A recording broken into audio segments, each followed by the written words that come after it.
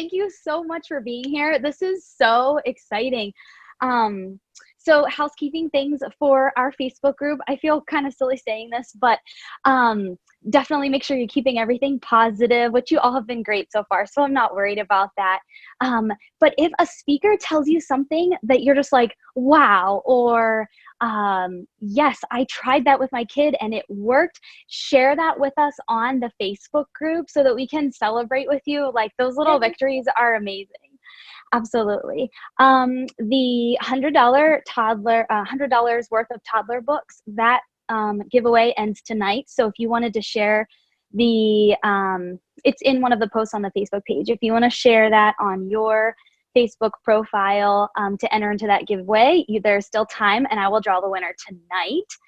And right in the chat right now as we're getting started, can you share with us where you are tuning in from? I have had so much fun, like in the Facebook group, seeing everybody coming in. Like we have people from Australia and Israel. There's people saying Canada in the chat, PA,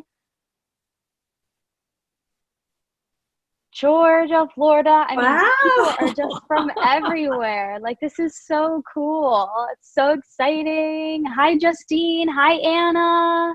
Hi. Oh my goodness. This is just so cool seeing everybody. And in the chat, go ahead and tell us how many toddlers you have at home. I know I already asked this, but how many do you have with you? I have two. I've got a 3-year-old and a 1-year-old, which most of you know from the Facebook group. 12-week-old we see, 2 months. We've got people from Texas still coming in. Some people have toddlers and a teenager. That was my family. That was my family. My sister and I were 10 years apart.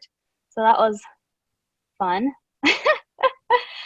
All right, awesome. Thank you for sharing. So just a couple of things. Just the fact that you are here is so important. Like that tells us that you care about your kids and yourself. Parenting is definitely centered around your child, but like you're the ultimate guide. You are the person who is the model, the guide. You are showing them how to act. And parenting is definitely challenging, and it can is something that you can and will overcome if you have the right tools and you're patient and perseverant. So that's why you're here, right? Maybe there's something you want to improve on, or maybe you're just here because, hey, I have a toddler, and that's okay too. There's something that we all can do better, right? Like I'm constantly learning and reworking things and trying to make things better, not just with my toddler, but in life and in my job. In Facebook groups like this, a lot of times only like 10 to 20% actually participate in the group, and a lot of people don't follow through with what they hear. And I'm not saying that to try to get anybody down or make you feel bad, but I'm telling you that so that you can say that will not be me. We can always do better. And you want to be a participator and not just a spectator. So this means commenting on the posts after each session, and also stating what you're going to put into play, what you can do at your house, or at least try, right? And then day 1 is so important, because in order for this summit to benefit your family, in order for you to see a difference in your parenting, in order for you to see a difference in your child, to strengthen your parent-child bond, you need to know that you can do this. You can be with us live every day, or you can hit the replays at night. I know, speaking from my experience, don't say, oh, I'll do this in a couple of days, or I'll catch up on Friday, or I'll catch up when I'm less busy, because let's be real, when I say that, it doesn't happen. So do your best to keep up with us on the lives or on the replays. So without further ado, we have Judy here with us, and I am going to just read her bio, if you don't mind, Judy. Let's see, where did I put it? Okay, Dr. Judy Osterhage. Did I say it right? Osterhage. Close enough. Okay. She is a certified parenting coach who owns Parenting Matters Consulting. She's been working with families and kiddos for nearly 40 years. Wow. She has a doctorate degree, Educational Leadership for Change, focusing on social justice and education. Her goal is helping families find their way through each stage while focusing on teaching tools, skills, and strategies for enhancing relationships, fun, and ease, and making stronger bonds. She is an early childhood specialist working with all parents and with a focus on working with children from traumatic backgrounds with foster, adoptive parents, and relatives, grandparents raising children. She works with women in addiction recovery surrounding parenting concerns. Due to her own loss of child, she coaches parents in the grief and loss process. She works with individuals, couples, or small groups, and she does presentations for large groups, churches, and many nonprofits. So Judy, tell us what you're talking about today. Good morning. Oh, it's afternoon for some of you. Yeah. Hello. I'm excited to talk about, the topic is starting school strong, and it covers so much because it's so much about, I'm going to turn my thing up. It's so much about behaviors, and it's not just academic, it's behaviors. So it was so funny when I woke up, the wind was howling, my eyes were shut, I had the worst allergies. I came out, there was no milk for the coffee. The lawnmower was going outside just about 2 minutes ago. And I thought, oh yeah, I'm doing toddlers. This is good. Now I can be in the zone. And so, but thank you for having me here. One of the things is, hearing your bio from read out loud is like, yeah, I did that. All of that to say, all of that wonderful experience, all that wonderful education, I thought parenting would be a breeze. I thought, I've been a preschool teacher. I've taught kindergarten. In fact, I taught teachers how to be teachers. And so I just thought parenting would be so easy. And I was an older mom. I had my Sam when I was 36. And so I was ready. I was ready to be a parent. I was one of those ones that was ready. And so when I had Sam, he went home from the hospital wearing 6-month-old clothes. He was a huge kid, and he was always a huge kid. And so I dealt with that as well, because he was strong and he was fast and he was big and he was heavy.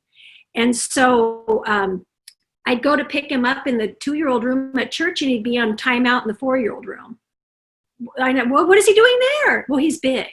And so I had to also learn how to parent to a big boy. So kind of my whole journey with parenting and with parenting and with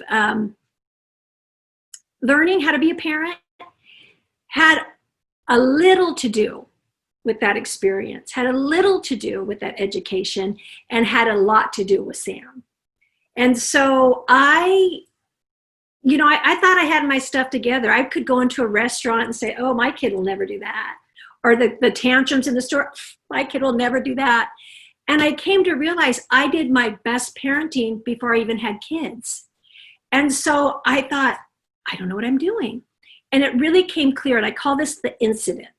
So I was out in my backyard walking around, talking on the phone, telling a parent what they should do with their child. And you should do this, and you should do this. And as I'm talking to him, my Sam was about 2.5, was poking me in the butt with a stick. And I'm walking around trying to dodge him and trying to grab the stick as I'm telling another parent how to parent. And so I couldn't catch him. He was too fast. He'd come out of nowhere, and I was just dodging around. And finally the parent said, are you okay? You sound out of breath. And I hung up, and I sat down, and I thought, I don't know what I'm doing. I'm telling parents how to parent, and I absolutely do not know what I'm doing. Forget the kindergarten experience, forget all of that. Parenting is different. And I cried a lot that day because I realized if I was honest with myself, I didn't know what I was doing as a parent. I particularly didn't like my kid all the time, and that made me very sad. I loved him, I absolutely adored him, but sometimes he wasn't very fun to be around. And then at 2, when he quit napping, I was devastated. Like, what? Wait. So I thought a lot, and I thought I need to figure out how to parent. And so the first thing I did was be honest with myself, and I started taking parenting classes. And it was kind of embarrassing because I taught parenting and I'm taking parenting classes. And I really had to be humble and just say, I got to do this thing. And so I can kind of tell you on my journey through with the parenting and how my first class I went to, it wasn't about, oh, I can do this, I can do that, I can do this. What I left with, this is the kind of parent I want to be. I heard these things that were so wonderful, and then this parenting style, that's what I want to be. It wasn't about, this is what I want my kid to do. This is how I want him to behave. This is how, and so realizing that this was my journey as well, and realizing that all the things I was doing was creating a really big disconnect with me and my child. And so those are some of the things I want to talk to you about, because all of these things, everything I teach, everything I coach, everything I do is about being in relationship, is how I can be in relationship with my child. Because if I'm in a relationship, he behaves better, he listens better, and it ups the odds of us having an easier time when they're a teenager, as they get older. If you're in a relationship, you have influence. If you're not in a relationship, you don't. So a couple of things that I wanted to talk about too is starting school strong. What do teachers say? What do principals say? What do people say? And I actually interviewed a lot of teachers and principals. If it could be one thing, when your child was entering preschool or entering kindergarten, what would that be? And that thing is having self-control, being able to be calm, having that emotional regulation, being able to wait. And so all these things fell under the category of self-regulation. And so that can be whether they can wait in line at the drinking fountain, or they can sit at the little circle time on the little carpet squares. All of that is self-regulation. And so I started thinking a lot about that. And this is where my education does come in, because I blend this all through it. So I'm going to talk about the developmental stages of toddlers as well. And so right now, a toddler from 18 months towards 3, their developmental stage is the stage of developing their will. It's their job to develop their will. So when we think we have a strong-willed child, our kid's so strong-willed, he's doing a good job. She's doing a great job. So your kids are doing their job. If they're tantruming, if they're doing all that, they're right on track. It's time for us to do our job. We got to do our job. And knowing that's their job and finding out what our job is going to make it so much easier. So how does this come about? We have this beautiful little baby, and all of a sudden they're a tantrum toddler. What's going on? Well, what happens is when we have our kids and they're babies and we feed them and we give them all the things that they want, and they have to get, the blankets and the love. And so they have a lot of wants, a lot of needs, but then they get older and they become wants. And they don't even have to walk yet. You may have a toddler that goes across the room, and baby, and you run and you give them the little thing. So we're creating this neural pathway that when I cry, when I squeak, when I whine, I get what I want. And so that's all they know. And so as they get older and they start to walk and they want things that we don't want them to have, like our cell phone or, that glass bowl, and we go, no. And so they're like, whoa, wait, no, that's not how the script is. We have a script, we have a dance, and Mom, you're changing it. Dad, you're changing the dance. And they don't like that. So they dig in. They're trying to get you back to where I squawk, you give me what I want. And so that's that will stage is they push harder to get what they want. It might be a tantrum. Some kids fall all over the floor and flail. Some kids cry. Some kids will go as far as banging their heads and doing some really radical behaviors because they want what they want. So it's our job to learn how to rewire that brain, get a new neural pathway of setting limits. And so you'll hear that a lot. You'll hear, oh, just set limits. And that's great. setting limits in a real loving, caring, firm, soft way, that's great. But here's the key. If you don't follow through, the limit's no good.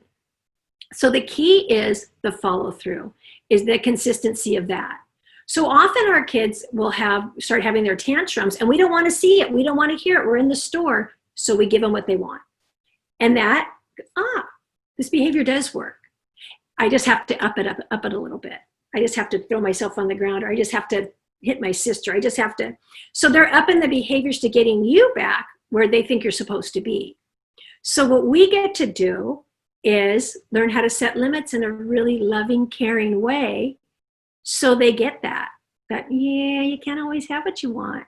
And so when they learn that at 1.5 and 2, that's half the battle for when they're older. When you can have that down, it's half the battle of when they're 7 and 12 and 17, because they know, yep, they're not giving in.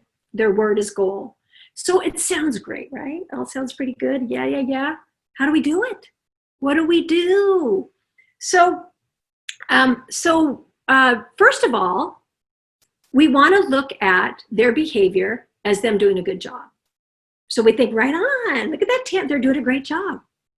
What do I do? So when that mindset is they're developmentally on target, it can soften it a little bit, like, okay, they're on target, yeah, but what do we do? So the thing about kids right now too is it's cause and effect learning. I do this, this happens. I do this, this happens. When you're a baby, that cause and effect learning is I cry, I get fed. I cry, I get warm. I cry, I get held. I cry to get a new diaper. But now it's I cry, I want a cookie. I cry, I want a toy. I cry, I want something in the store. So how do we switch that? It is often it's a typical parenting thought that, well, I'm just going to let them know that I know business. And so instead of setting limits, really soft and gentle, and teaching them and helping them think differently, we get mad and we discipline and we get punitive, which increases the behavior. That's why the behaviors are keep going. So imagine we have a toddler and he has like a little truck and he's hitting it against the wall. Stop hitting the truck against the wall. I told you to stop. You better stop it. Okay, I'm going to count to 3. I'm going to put you in timeout. Okay, stop right now. Okay, I'm going to take it away. I mean it. 1, 2, 3. And so we've let that kid blow through our limit 10 times. 10 times. Here's the thing though. As every time we set that limit and they blow through, here's our inner thermometer. You better stop it. I'm going to count. So by the time we take away that truck, we're like this. And I call it my mean mom face. They're seeing my mean mom face, and we grab it, and some of us will throw it away, and we're so frustrated. But guess what? Toddlers have these things where they want every 3 to 9 minutes. So this is the way this pans out is the way you're setting your dance. So let's go back. Okay, what do we do? Well, right now, in the first scenario, we're picking up some bad habits. We're picking up reminding, bribing, threatening, no follow through, and then we get the lecture in. When you do that, it makes marks on the thing, and I have to clean the wall, and then I have to, and so we bring in all these things that create kids not to listen. And that's not what we want. We're going the wrong way because they know, oh, I see mean mom face. Now I can do it. Now I can stop. But that's 10 times. We don't want our kids to listen the 10th time. We want to listen to the first time. So let's imagine this scenario. We're going to do a little different. We're going to follow through with action instead of words. That gets their attention. So we're instead of saying the limit, they're hitting the car against the wall, the truck against the wall, and we say, hey, that looks really fun. I'd be happy to let you play with that truck as long as it doesn't hit the wall. Couple things here. One is you're not saying no first. You're telling what you can control and you can do, and you're soft and friendly and nice when you're setting a limit. Who would have thought that could happen, right? So, hey, I'd be happy to let you play with that as long as it doesn't touch the wall. It touches the wall. We lean in with empathy and just go, it's gone. Are they going to have a fit? Of course, that's their job. So, but what we've done is our thermometer isn't up to here. We didn't just warn, remind, lecture, threaten, and bribe. What we did was we set a really firm limit and took care of it with action. So what if they're like, they're going to have a fit, right? Why'd you do that? Why do you think?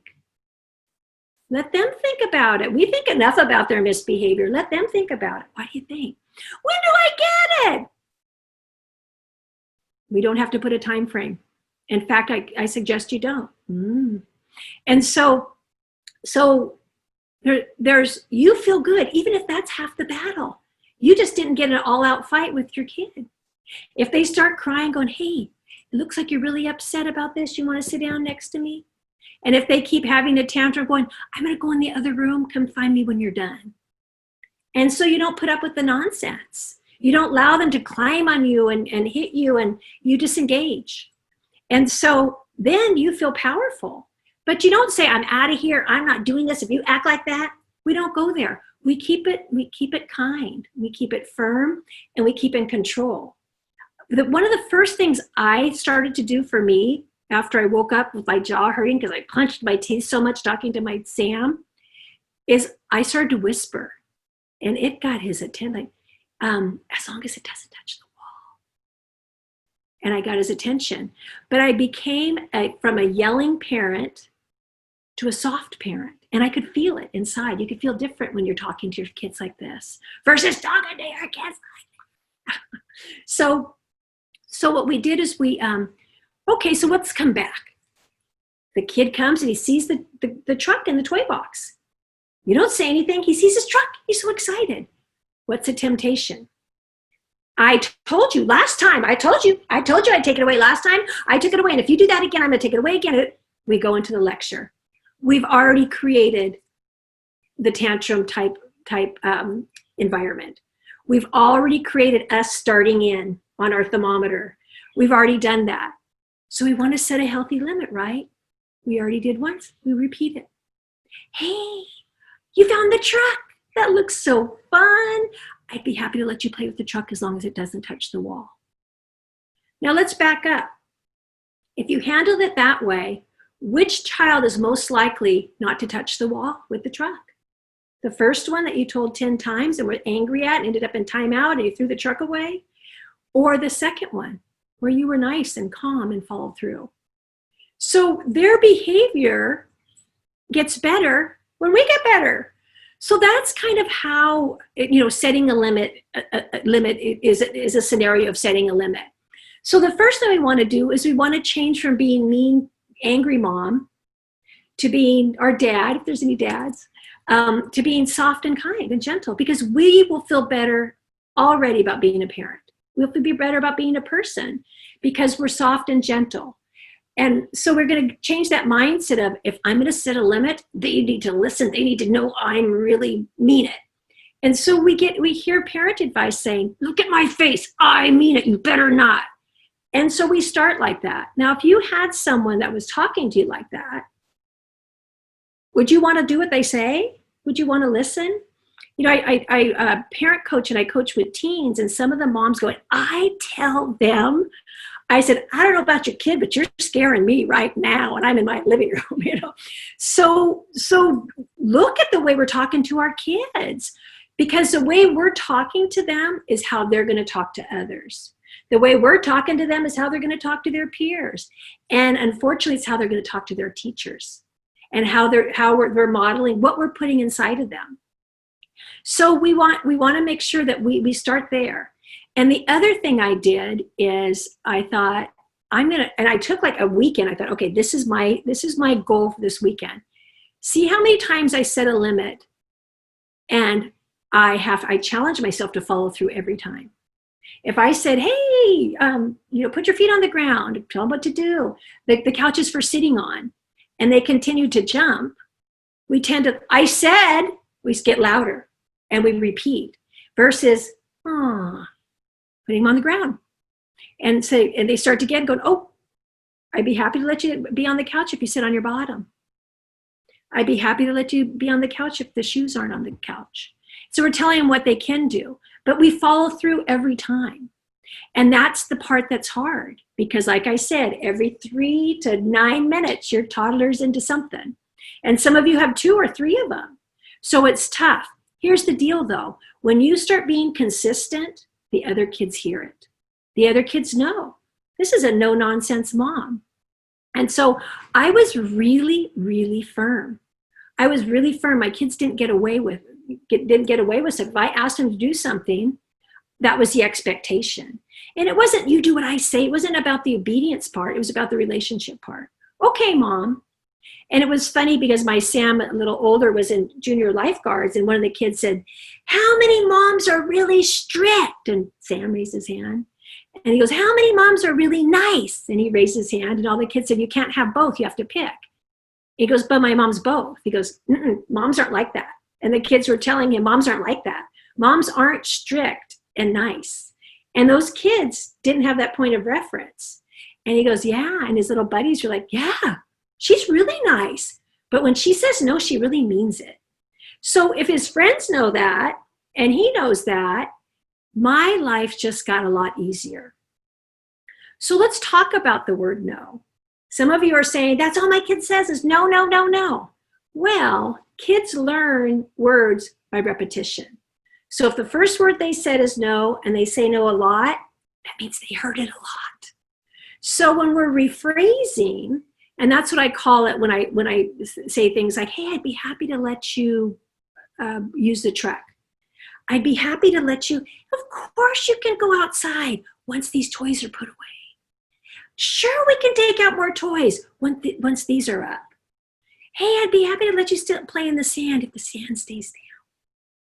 And so those are all things I can control. I can control whether they stay in the sandbox. I can control if I take down more toys. And so what happens is we start with limits with no, and already our kids are in that back fighting part of their brain where they're not listening and they start in a tantrum. We can even say no, not until. They don't hear that part. They heard the no. They're back there. They're not processing. You're not in a relationship. They can't hear the rest. And so that's what the beauty of rephrasing is because you're setting the exact same limit, but you're not starting out with a negative. You're not pushing their buttons. Some kids, you get the out of your mouth and they're already in a tantrum. That's the trigger word. So we want to avoid using their trigger words because we don't have to. Hey, sure you can do that. And can I have a cookie? And gosh, a cookie sounds so good right now, but here's the deal. We're almost going to have dinner. So we're validating, we're listening, we're like, yeah, that sounds good. We're on the same page and we're setting the limit. So it can be, no, we're not having, we're going to have dinner. Can't you see I'm cooking dinner? I've been cooking dinner in here the whole afternoon and now you want a cookie because you're getting and you can't wait for it. And we go there. Just take it in the hand of the phone. Just use a phone while I'm cooking. And we just go there and we're out of relationship. And they're so lost in the jumble of all the stuff you're saying. And then they come back and go, count a cookie. They forget they even asked and they're asking again. And so we just say, oh, that sounds great. Yeah, not this. No, we're not ready. Or, oh, it's almost dinner. That sounds really good though. And they come back and they say, can I have a cookie? Say, hey, what did I say? What did I say about that? Put the ball back in their court. Make them think. Make them answer. Make them do part of the work. Because parenting toddlers is exhausting. We want them to do the thinking. We want them to think it through. The more information we give them, the more lecturing we give them, the more, if you're saying things like, I've already told you this. How many times do I have to tell you? I've told you 100 times. If I have to repeat myself, you're repeating yourself. And so repeating yourself encourages your kids not to listen. And we want our kids to listen. So if we get them listening and we're following through and they know our no is going to be no, that young, you're halfway there. That's half the battle. And all of it is because we're that calm, no nonsense parent. And if they keep going, go, ah, and we take away whatever that offending object is, whether it's a stick being poked at in the bottom, or it's a truck, or whatever it is. So those are examples of how to set really healthy limits, and how to set limits with things that you can control, and the importance of follow through. So how does that equal school success? How does that equal school success? It equals school success because if we're the parent that reminds our kids 10 times, and they get into a classroom, a preschool classroom, or a classroom, and the teacher says, okay, time to put your stuff away. I said it's time to, and so she has to focus all that energy on your child. They're probably not going to be the child that she asks to, hey, will you help me do this? Or that becomes a child that she spends too much negative energy on. And so we don't want that. Because kids see that. Kids, like, they never pick me to do that, or they never, or the teacher always looks at me mad. So kids pick up on that really young. So if we're that, hey, time to clean up, and they go, okay, that's great. Teachers love that.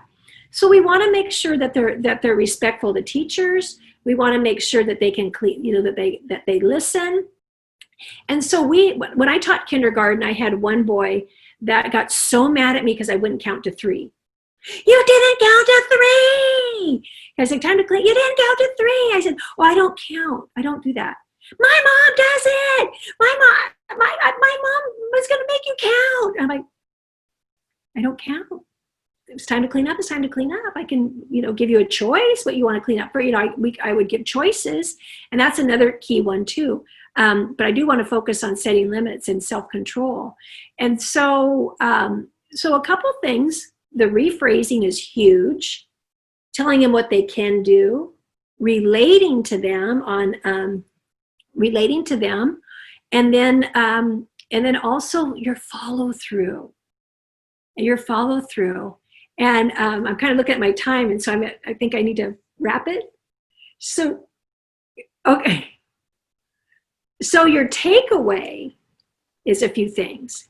If they're having tantrums, if they're pushing their limits, if they're begging and pleading and falling on the floor, they're doing their job.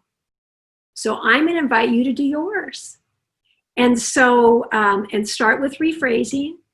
You can start whispering, take away the mean face, and the lecturing and the reminding. Now, suppose you want your kids to talk about the cookie. Doing it right then, they're not going to listen. Later, when you're sitting on the couch and cuddling, going, hey, I wanted to let you know the reason that we didn't have a cookie earlier was. And so it's not that you're ignoring it. You're getting back to it when they are ready to listen, when they can process it. If you're giving them a lecture why they can't have a cookie while you're standing in the kitchen next to the cookie jar, that's not the time they're listening. That's not the time that they're going to process that. So it's not that I'm saying to ignore that. No, that's the relationship building part. That's the good part. So you always want to keep your kids in relationship, because then we have influence. And that's the first thing that we want to do, is be soft, loving, kind, and firm parents. Thank you, Judy. Yeah. That was amazing. I mean, I've got like tons of notes. I don't know about anybody else. That was awesome. Thank you so much. So all of our speakers this week have a free gift to offer everyone. So Judy, what is your free gift that you have? So I'm a parent coach, as you mentioned. So on my website, parentingmattersconsulting.com, if you go to the front page, there's a link that you can push, and I'll send you a free ebook. And the ebook is all about starting school strong. I felt so strongly about this that I actually wrote a complete course, parenting course on this. With every single thing that you can do, games you can play to reinforce the activities. I have interviews from teachers and a principal. And so when you go and read the ebook, it talks about my journey. You'll hear more about my journey with my Sam. And I have another one, Jesse, who was so easy because he got it through osmosis. And so on that ebook, we'll tell you at the bottom, we'll give you a link if you want to sign up and do a coaching call. If you want to do a free 30-minute consult call and talk a little bit, throw around some ideas, and then and see how that works out for you. And again, you'll also see on the website the entire course and what that entails. And that I'm a parent coach. And so if anyone wants to start a parent coach journey with me as well. Absolutely. That's amazing. That's so cool. Thank you for sharing that with everyone. And I will be posting that in the Facebook group. When I post the replay for everyone, I'll post your free gift link as well, and how they can stay in contact with you through your website. Yeah. So I will definitely do that for you. Yeah. And there were a couple of people that threw up a couple of questions. There was one question that I would really love to hear. Let's see. Where did it go? I saw somebody mentioned about what to do if you're speaking softly and your child is, I think I saw hitting. I saw it in here somewhere. Somebody asked, what do you recommend to do when your child throws a tantrum and hits? Even if you speak to him softly, he is angry and will hit. So when your kid's in a tantrum, they're in that back fight or flight part of their brain. They're not listening to you anyway. And so sometimes the more you try to talk to them, even if it's softly, is fueling the fire. And so when their tantrum is happening and they get to where they hit, we can't control a tantrum with most kids. You can't bring them down, but we can say, hey, I'll be in the other room. Come find me when you calm down. And just kind of disengage. And you can watch around the corner to make sure they're safe. Because some kids will tantrum, and as soon as you leave, they'll look around and they'll find you, and they see you, and they'll plop down and start the tantrum again. Those are attention-seeking tantrums, they're called. And so, or just say, hey, I'm right here. And you just pat the couch next to you or whatever. I'm right here. Come on up when you're done. So you're with them. But you're not, and if your other kids too, if you pick them up and they hit you, this is where you do an enforceable statement too. It's a limit or a boundary. You put them down. So next time they want to get up, you say, hey, I'd be happy to pick you up when I don't have to worry about getting hit. Because that's you. You're setting what you can say. You're saying what you control. And so they start to have a tantrum going, I'm right here. And you're not letting them crawl on you. I'm right here. If they start to crawl, you can just stand up, and then there goes your lap. If you're standing up, you don't have a lap. And so start that. And if they come and if they're the kids that you're walking and they start squeezing your hand, oh, that's so sad.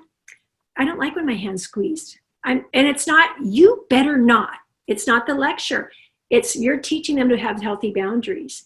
And so a couple times after you say, hey, I'd be happy to pick you up when I don't have to worry about hitting, your kids typically go, I won't hit.